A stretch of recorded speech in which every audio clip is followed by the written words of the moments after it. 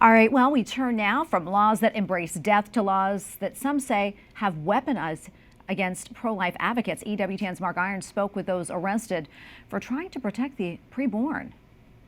When we follow Jesus, he did say, pick up your cross and follow me. At 76 years old, Catholic Paulette Harlow faces a number of health issues. She's recovering from a recent back surgery, and besides doctor's appointments, she's not allowed to leave her house, even to go to church.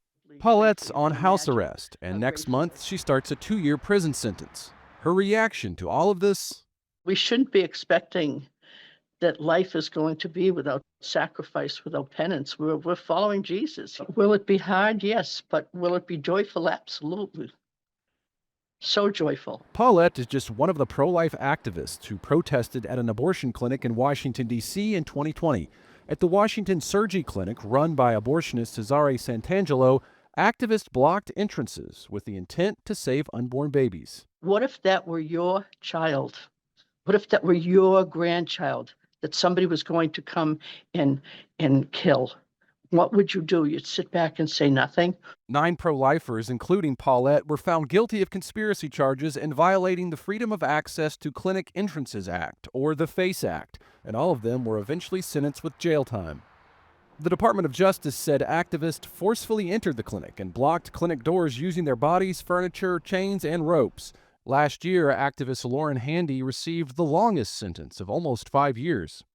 Catholic Chris Bell, whose wife Joan is in prison, describes her type of pro-life activism as a rescue mission. People like my wife, they go in, literally walk into the door of the clinic and sit down, usually in front of the door between the office and the abortuary, where that life of that child will be taken, and pray. 2 years with Joan behind bars has been hard on the family, but Chris says she, like Paulette, believes it's a small price to pay.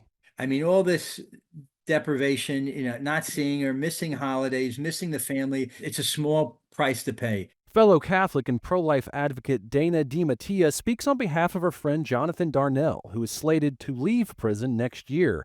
She says Jonathan has committed his life to the cause of saving children. He was in the Army, and then he decided to leave the Army because he's like, I need to fight for the babies.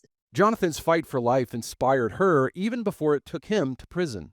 When I first met him, I was pretty lukewarm about abortion, and I'm Catholic. I totally get now why he has this sense of urgency and why he's been pleading and crying out about, like, what are we doing about these babies that are being slaughtered daily? That fact became even more apparent in 2022 when pro-lifer Lauren Handy said she helped recover a box labeled medical waste outside the Washington Surgery Clinic.